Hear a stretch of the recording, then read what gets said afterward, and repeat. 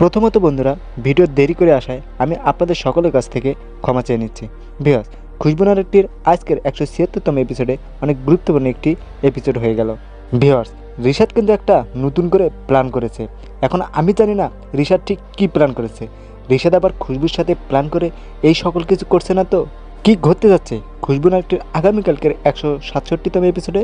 কি ঘটতে যাচ্ছে খুশবু নাটকটির আগামীকালকের 177তম এপিসোডে? বিস্তারিত বন্ধুরা জানতে হলে দেখতে হবে আজকের সম্পূর্ণ ভিডিওটি।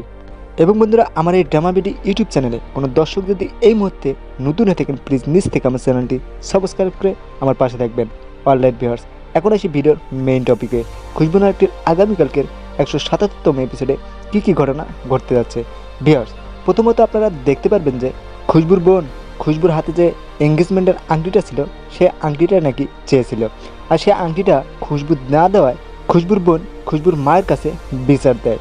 খুশবুর বোন বন্ধুরা এতটুকু ধারণা করছে যে খুশবু এখন অনেকটাই দেমাগি মেয়ে হয়ে গেছে। খুশবু যেখানে আগে চাওয়া মাত্রই সব কিছু দিয়ে দিত, কিন্তু খুশবু এই আংটিটা দিল না। আর এই আংটিটা খুশবুর জন্য যে অনেক গুরুত্বপূর্ণ, সেটা কিন্তু খুশবুর বোন বুঝতে পারছে না। উত্তরে খুশবুর মা খুশবুর পক্ষ হয়ে বলে, খুশবু তো আর আগের মতো নেই, খুশবু অনেকটাই পরিবর্তন হয়েছে। এরপরে বন্ধুরা দেখতে পাওয়া যাবে খুশবু ফারহানকে বলতে দেখা যাবে যে কালকে সাইন হয়ে যাওয়ার পরও আপনি আজকে অফিসে যে।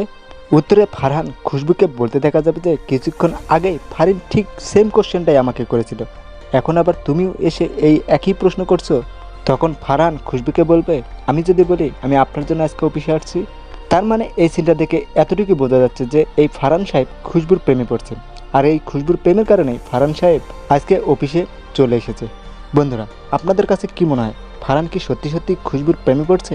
অবশ্যই আপনার এই মতামতটি আজকের এই ভিডিওতে কমেন্ট করে জানিয়ে দেবেন। আমি কিন্তু আপনাদের কমেন্টের অপেক্ষা রইলাম। সো আজকের মতো ভিডিও এই পর্যন্তই। শীঘ্রই দেখা হচ্ছে আপনাদের সাথে আরও নতুন চমৎকার ভিডিও নিয়ে। আমার সেই ভিডিও আসা অবধি আপনারা সকলে ভালো থাকবেন। ইনকিলাব জিন্দাবাদ।